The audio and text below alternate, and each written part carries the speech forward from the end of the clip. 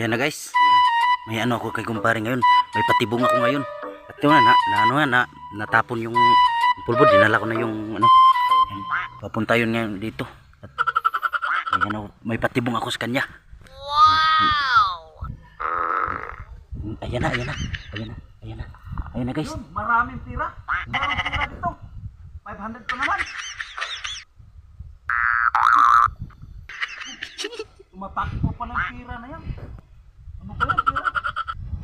Duwinde? Ito. Ayaw. Bakit yung tira tumatakbo? Ayaw magpahuli.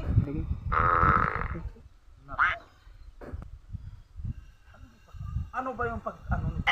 Tira hindi naman magpaano sa kapawak sa akin.